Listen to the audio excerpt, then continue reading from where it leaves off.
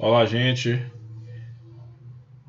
Queria primeiro agradecer a todos que mandaram o e-mail solicitando essa aula. Essa palestra ela foi apresentada no ano de 2018 no Congresso Brasileiro Transdisciplinar em Saúde. Esse congresso que vocês estão tendo a oportunidade de ver a logomarca, um congresso ímpar, e que teve como abordagem discutir aspectos transdisciplinares na área da saúde. E o meu tema foi um tema bem pertinente para o período. Nós falamos sobre aspectos transdisciplinares relacionados à cirurgia bariátrica. É um tema bastante evidente porque, com o aumento da prevalência da obesidade, a busca pela cirurgia bariátrica tem aumentado proporcionalmente ao aumento da prevalência da obesidade, como uma alternativa ao processo de emagrecimento e restabelecimento também do perfil de saúde de várias pessoas que se encontram com alterações cardiometabólicas.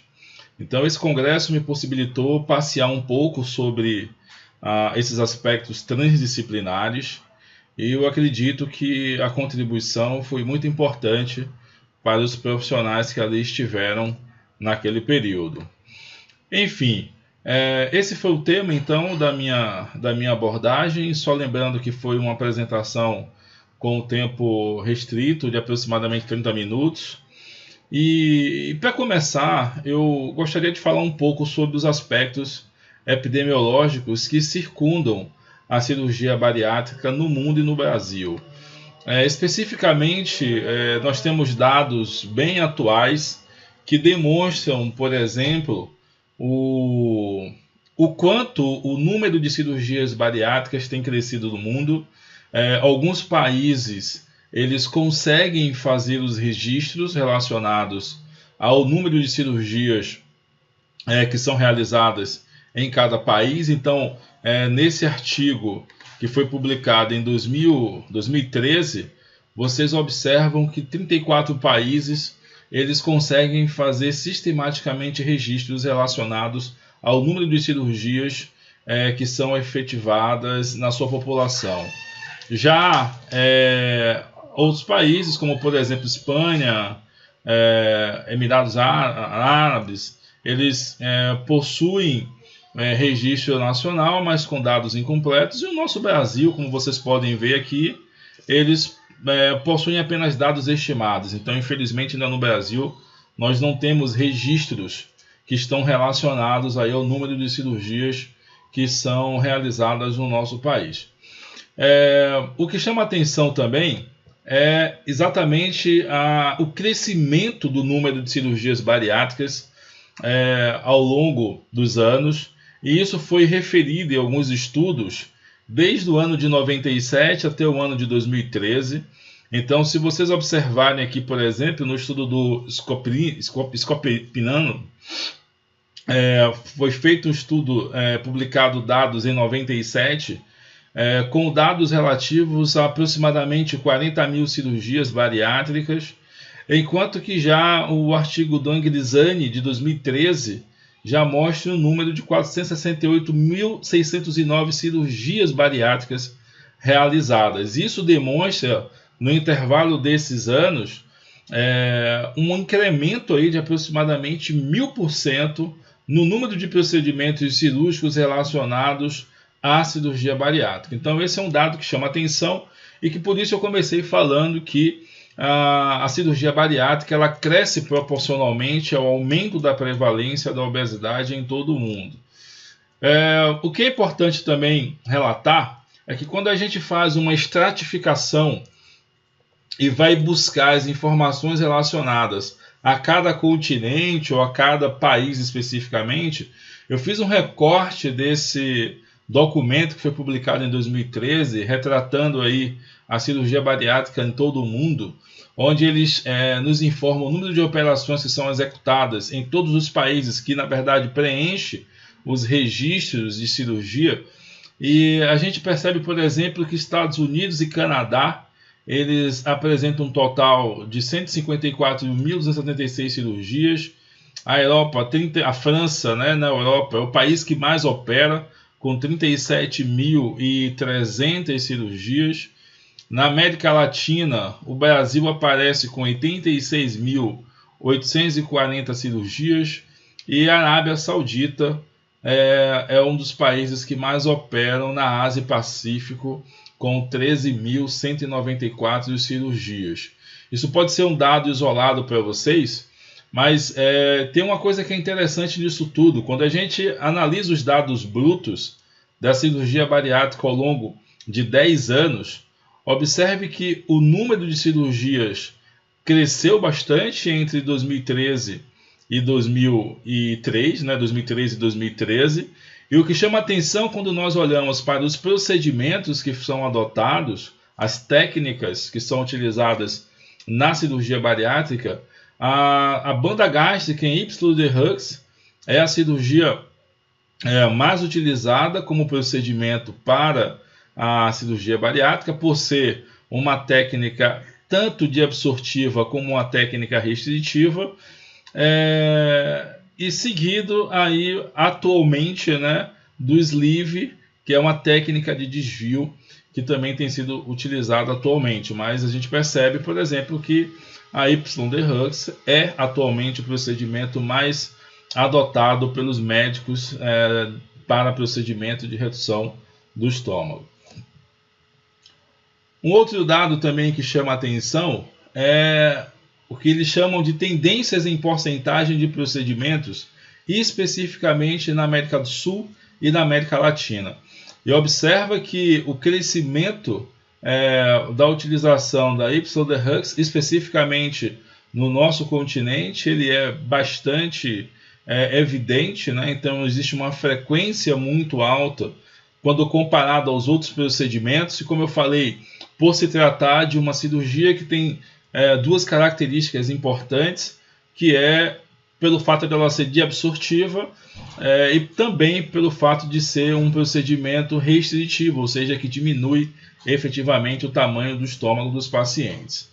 Essa imagem é uma imagem que retrata o número de pessoas que procuram um centro de tratamento da obesidade, nesse caso especificamente o núcleo de tratamento de cirurgia da obesidade, que é um núcleo que eu tive o imenso prazer de trabalhar durante 5 anos da minha vida enquanto profissional, e ali poder enxergar as dificuldades que esses pacientes obesos têm para lidar com suas condições de vida, assim como para entender um pouco melhor esse universo clínico que rege a cirurgia bariátrica.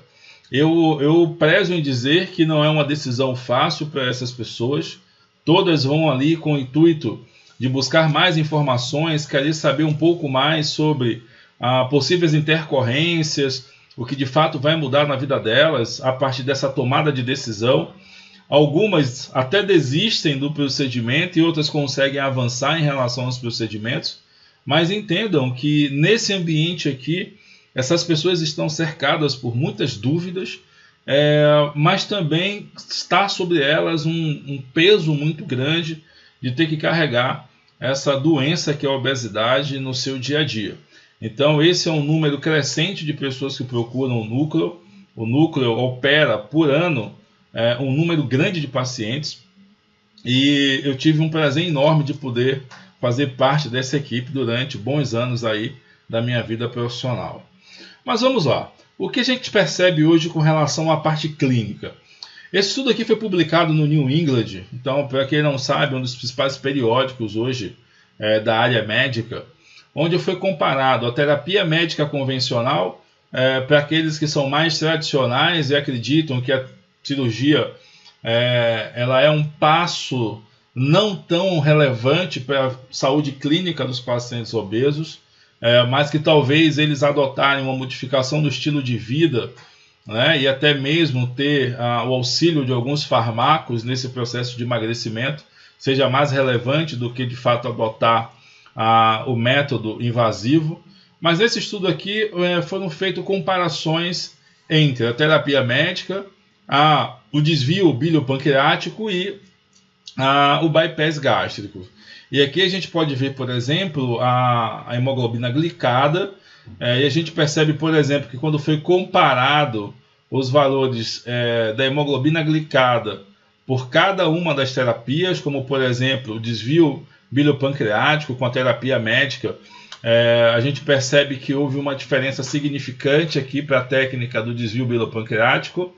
Em relação ao bypass gástrico, comparado com a terapia médica, parece também que o bypass foi melhor do que a terapia médica, né, para o controle ou redução da hemoglobina glicada, que é um marcador inclusive de diabetes. E quando ele comparou o bypass com o desvio biliopancreático, parece também que o bypass levou uma certa vantagem aí em relação à modificação do perfil da hemoglobina glicada quando comparado ao desvio biliopancreático. Talvez mostrando que essa cirurgia de bypass ela leva um pouco mais de vantagem quando a ideia é modificação no perfil da hemoglobina glicada, que seria importante, lógico, para pessoas com diabetes ou com resistência à insulina. Um outro dado que também chama atenção é o comportamento das lipoproteínas de baixa densidade, então uma fração lipídica que nós comumente chamamos de LDL. E observe que quando ele comparou o desvio biliopancreático com a terapia médica, o desvio biliopancreático apresentou uma certa vantagem na modificação do perfil da LDL, quando comparado à terapia médica. Parece não haver tanta diferença entre o bypass gástrico com a terapia médica, mas quando ele comparou o bypass gástrico com o desvio biliopancreático, parece que o bypass leva uma certa vantagem quando comparado ao desvio. Sendo assim, parece que há técnicas que podem ser contrabalanceadas nas suas decisões, nas suas escolhas, quando a ideia é a modificação desse perfil lipídico. Um outro dado é a pressão arterial. Parece que a pressão arterial não é afetada diretamente por nenhuma das técnicas utilizadas, né, para o controle do peso corporal. E talvez nós sabemos, lógico, que a pressão arterial ela tem como fatores de controle outros mecanismos que não apenas a mediação da intervenção cirúrgica, apesar de que esse foi um estudo, né, que teve acompanhamento e follow-up de aproximadamente 2 anos. E por último, né, em relação ao peso corporal, quando eles compararam as mudanças da linha de base lá do início do estudo, observem que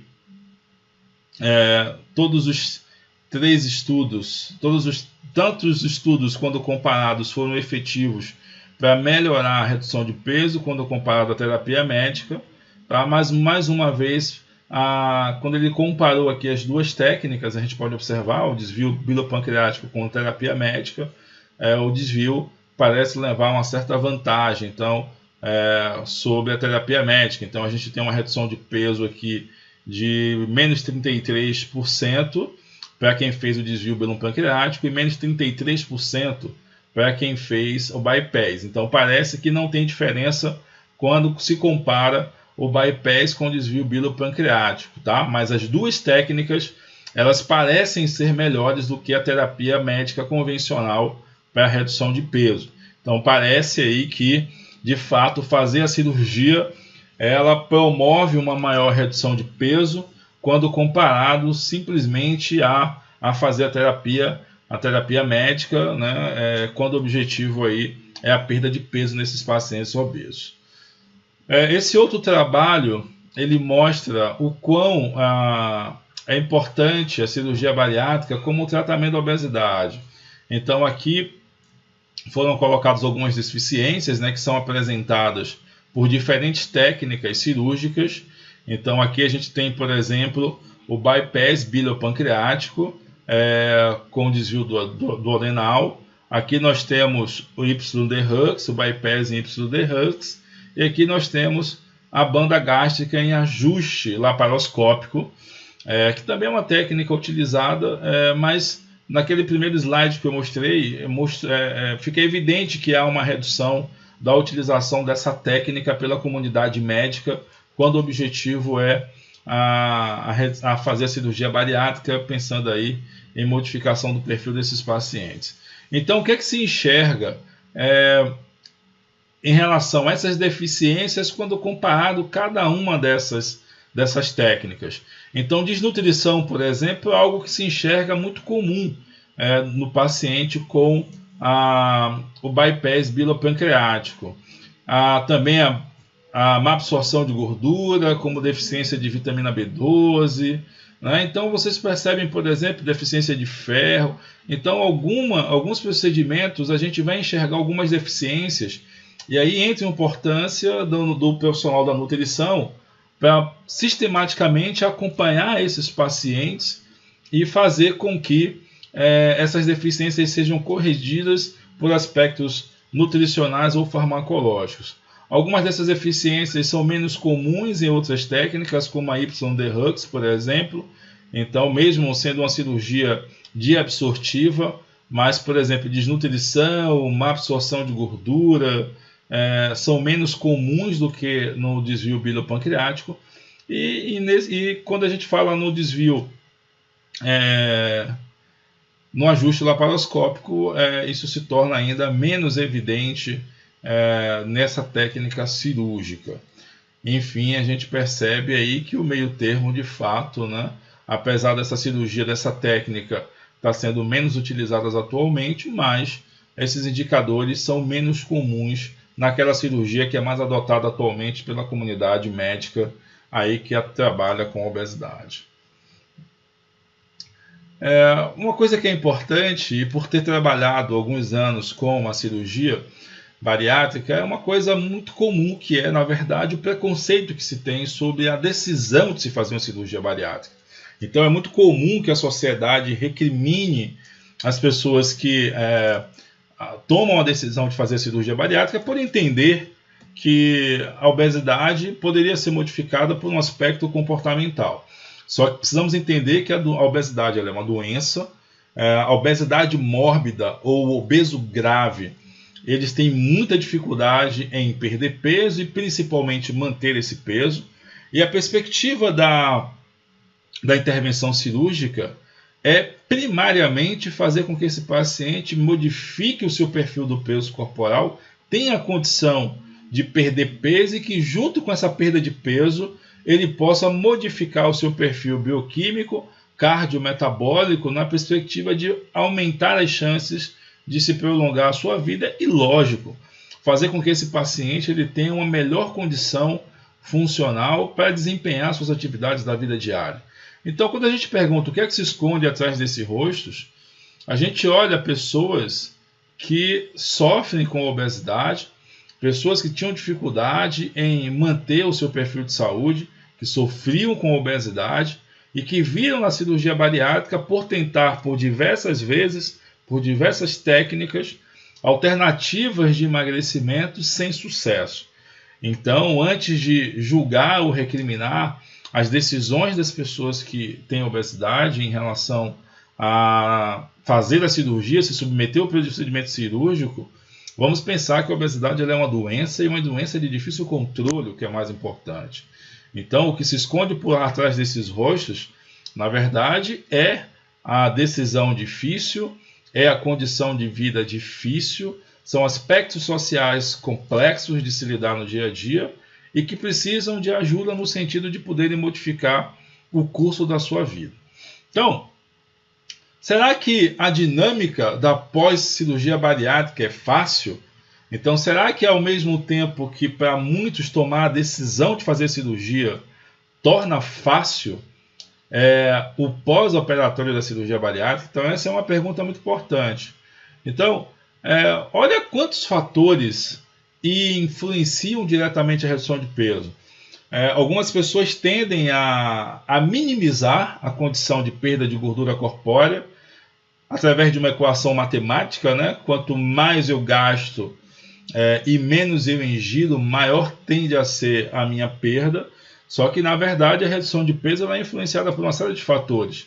E essas inter-relações elas são multifatoriais, porque não dependem apenas de aspectos comportamentais e intrínsecos do ser humano.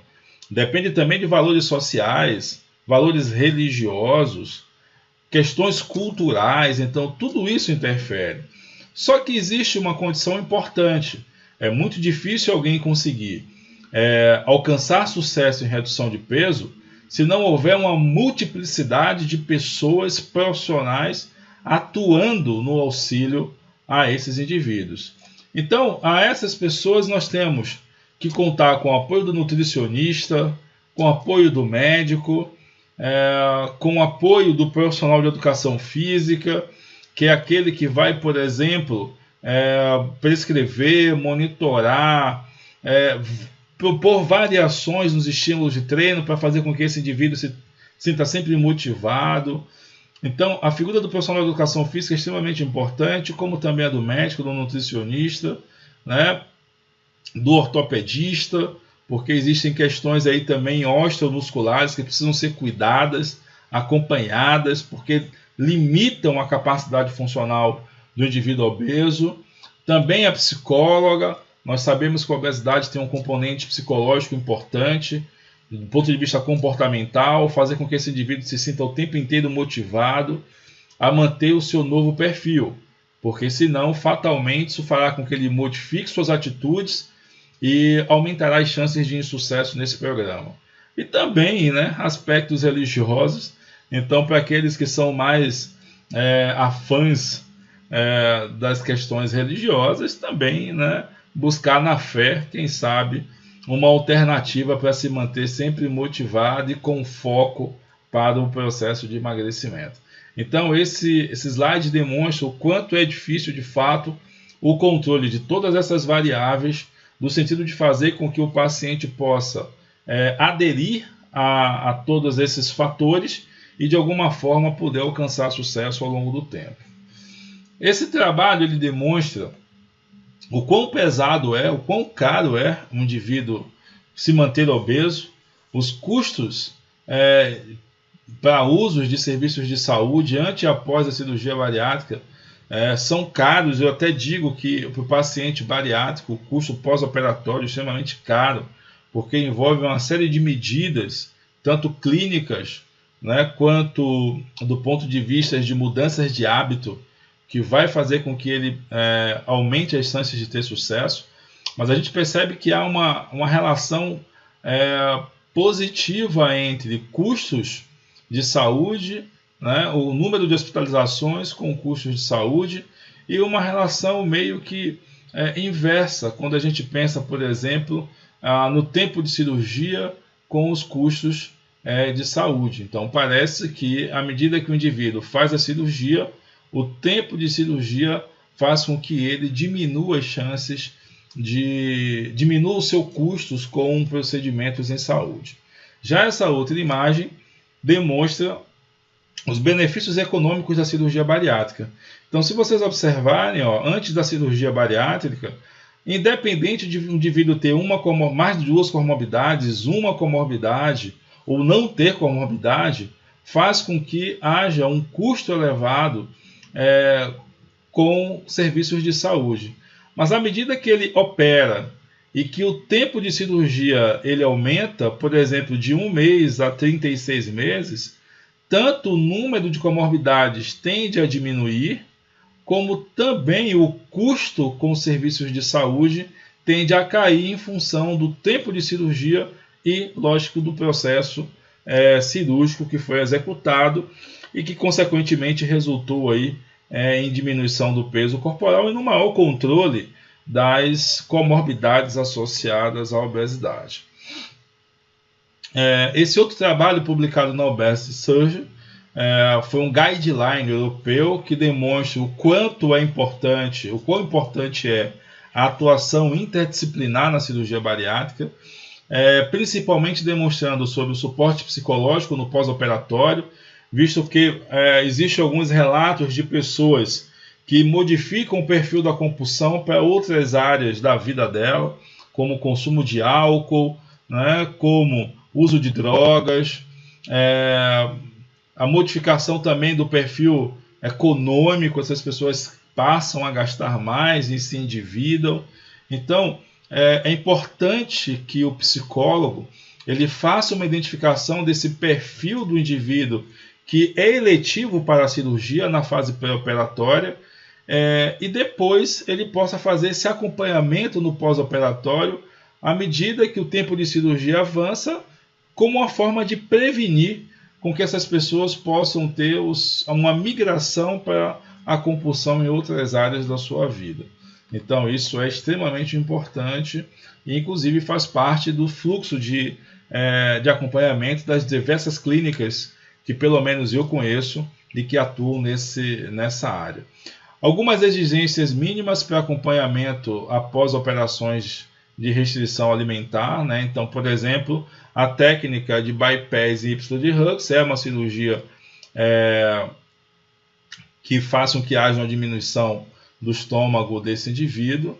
Então, além de ser também uma cirurgia de absortiva, então existem algumas recomendações, como por exemplo, check-up após um mês, acompanhamento mínimo a cada 3 meses para um ano, para o primeiro ano, a cada 6 meses para o segundo ano e anualmente após o segundo ano. Então significa dizer que no primeiro ano de cirurgia, o nutricionista deve acompanhar esse paciente, ver esse paciente a cada 3 meses, no segundo ano a cada 6 meses e após o segundo ano, uma vez por mês de acompanhamento. Fazer uso de suplementos de vitamina e micronutrientes, de preferência oral, e solicitar testes laboratoriais para analisar o estado nutricional e metabólico desse paciente, principalmente na perspectiva de monitorar aspectos relacionados com a desnutrição. Então, faz-se também importante.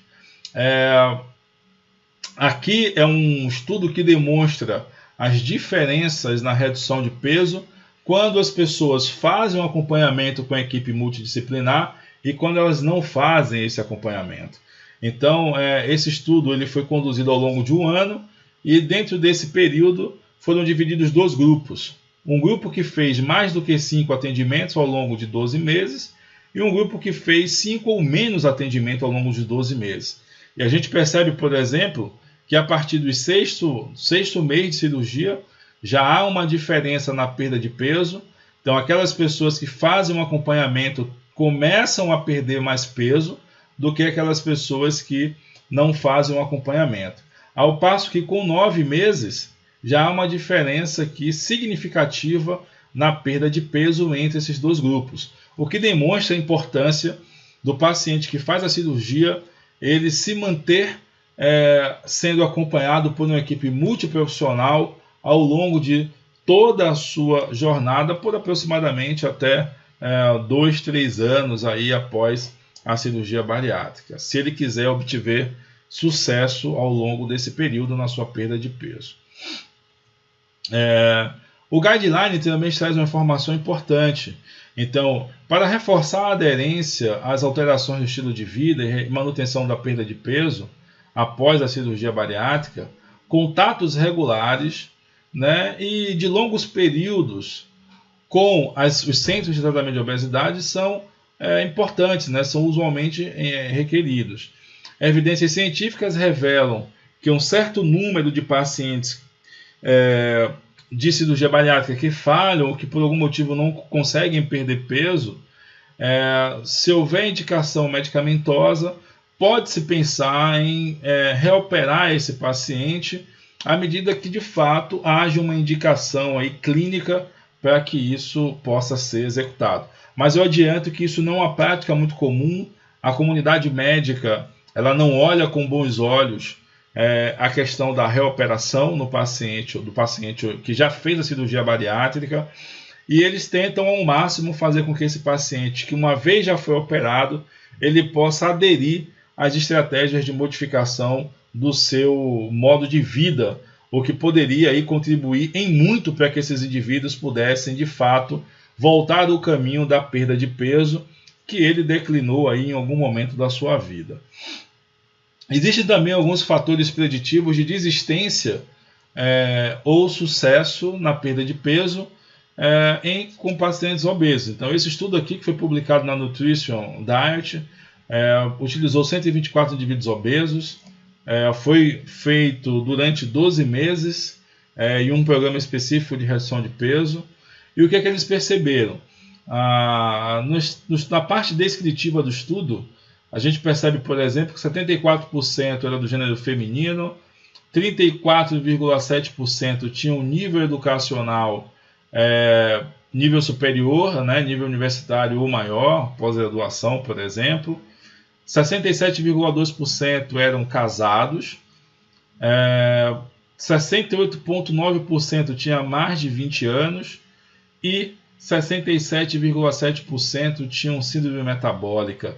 Então eu queria deixar um recado para você. Se você é mulher, se você tem nível superior, se você é casada e tem mais do que 20 anos, caia fora do casamento, viu? Porque isso vai aumentar o risco de você ser obesa aí em algum momento da sua vida.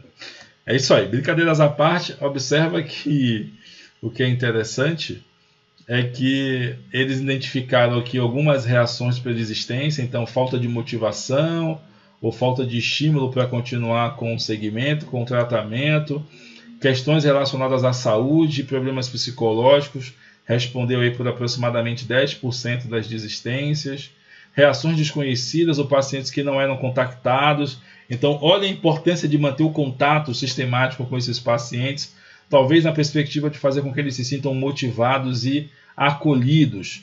Então, em torno aí de 8%. Insatisfação com o programa, em torno de 3%. Então, observe que nós temos, de forma bem clara, alguns fatores que contribuem para o insucesso de pessoas que fazem cirurgia bariátrica em relação à perda de peso. Nesse outro estudo, eles identificaram os principais preditores, né? Então, olha que interessante, um dos preditores aí para manutenção é a perda de peso. Então, perder peso faz com que essas pessoas se sintam protegidas ou se sintam motivadas, talvez seja essa a melhor palavra, para continuar o programa de redução de peso. E o nível educacional, parece que também as pessoas que têm um maior nível educacional, né, elas estão mais protegidas contra a desistência em relação ao programa, talvez por ter um maior nível de conhecimento da importância de aderir a essas estratégias na perspectiva de obter o sucesso aí em relação à redução de peso. Aqui também nós temos outro trabalho que explorou as percepções e barreiras, facilitadores, motivadores, né, para a atividade física entre mulheres que fizeram a cirurgia bariátrica. E aqui a gente pode ver, por exemplo, que ele tem vários domínios, né? Então, o corpo físico, né, questões sociais e o ambiente do exercício. Então, o que é que eles referiram como barreiras? Mobilidade limitada, falta de aptidão física, né, baixa energia, o local da cirurgia, né, o efeito local ali da cirurgia, falta de motivação, falta de autoeficácia, insatisfação com o corpo, atitudes negativas, saúde psicológica comprometida, falta de suporte social, relacionamentos ativos, falta de acesso a acomodações, né, equipamentos que facilitem aí a execução das atividades, falta de acesso a conhecimento sobre o exercício. Então, olha quanta coisa importante é listada e que nós temos a condição de poder monitorar esses indicadores na perspectiva de fazer com que essas pessoas possam aderir mais à prática de atividade física. Em relação aos facilitadores motivadores, a perda de peso pós-cirúrgica é um indicador que motiva essas pessoas a permanecerem nos programas. A manutenção da saúde do peso, a imagem corporal também é algo que, né, ajuda muito esses pacientes a se manterem ativos. Suporte social, estratégias comportamentais, né? Então, talvez esses indicadores aqui eles sejam importantes para que a gente possa implementar na nossa rotina de atendimento aí as pessoas que fizeram cirurgia bariátrica, no intuito de fazer com que elas possam, de fato, aderir ao programa e, com isso, alcançar sucesso em relação à perda de peso. Esses autores concluíram esse trabalho de uma forma bem interessante e por isso eu fiz esse recorte aqui para apresentar nessa videoaula. Olha o que eles falam. Em pacientes candidatos à cirurgia bariátrica, muitas das barreiras percebidas e facilitadores à atividade física não estão relacionadas à obesidade e, portanto, não devem mudar como resultado da cirurgia bariátrica. Isso é muito importante, porque às vezes a gente pensa que só o fato de fazer a cirurgia vai fazer com que esse paciente aumente o seu senso de responsabilidade e compromisso com os seus aspectos clínicos, mas fatalmente algumas dessas barreiras que nós vimos no slide anterior, elas não modificarão em função de fato da cirurgia. Isso pode explicar por que pesquisas anteriores mostram pouca mudança no perfil de atividade física ou comportamento sedentário após a cirurgia. É provável que uma abordagem que visa tratar as barreiras e facilitadores identificados neste estudo sejam necessárias para mudar o estilo de vida sedentário adotados nessa população. Então, talvez esse seja o maior benefício desse estudo, é trazer à tona indicadores que revelem barreiras e facilitadores e que a partir desses indicadores haja um monitoramento desses fatores no intuito de aumentar as chances dessas pessoas permanecerem nos programas de redução de peso após a cirurgia bariátrica. Então, como considerações finais, meus amigos, eu queria mostrar essa força-tarefa para esse trabalho que foi intitulado de Força-Tarefa para o Tratamento da Obesidade, da Associação Europeia para o Estudo da Obesidade, onde mostra aqui fatores importantes relacionados aos aspectos transdisciplinares, que é o foco dessa apresentação, no que diz respeito à importância de cada área no tratamento da obesidade. Então, olha que interessante, ele fala aqui em níveis de evidência, né? Eu trago isso aqui para mostrar um pouco do que são esses níveis de evidência, o que são os graus de recomendação A, B, C e D. Depois vocês podem dar uma olhada com calma nesses indicadores dos níveis de evidência. Mas atividade física é um dos fatores mais importantes para o paciente bariátrico. Então, olha que interessante, nível de evidência 1 com grau de recomendação A. Então, isso demonstra o quanto incorporar a atividade física na vida dessas pessoas é importante para que elas obtenham sucesso tanto no seu perfil clínico, como também na modificação do seu peso corporal. Suplementação de micronutrientes tem nível de evidência 3 com grau de recomendação D. Não é tão relevante quanto aderir à prática de atividade física, mas tem a sua importância, principalmente para evitar que esse paciente tenha algum nível de desnutrição. Tratamento de comorbidades, diabetes tipo 2, então nível de evidência 1 com grau de recomendação A. Então olha que importante, olha o quão importante a cirurgia, o tratamento da obesidade, como foco de combater essas comorbidades que dilaceram a saúde do paciente obeso. Tratamento da obesidade, tratamento de comorbidades como a apneia obstrutiva do sono, que é um dos principais fatores relacionados com a morte súbita no paciente obeso. Então, nível de evidência 4 com grau de recomendação D. Inclusive, esse é um perfil que modifica bastante com a redução de peso lá nas primeiras semanas aí pós-operatório do paciente em cirurgia bariátrica. Nós observamos uma melhora significativa na apneia obstrutiva do sono. Também nós temos aqui dislipidemias, nível de evidência 4 com grau de recomendação D, hipertensão também nível 4 com grau D, farmacoterapia nível de evidência 3 com grau de recomendação C, prevenção de reganho de peso, nível de evidência 3, grau de recomendação D. Isso também é um dado importante, porque a gente percebe que após 3, 5 anos, os pacientes que não modificam seu perfil de estilo de vida, eles voltam a ter reganho de peso e precisam de um acompanhamento mais sistemático para que eles não possam ter uma recidiva aí com relação ao seu perfil de saúde. Gravidez após cirurgia bariátrica. É recomendado que mulheres só venham a tentar engravidar após 2 anos de cirurgia. Então, nível de evidência 3, grau de recomendação D. E aspectos psicológicos, nível de evidência 3 com grau de recomendação D.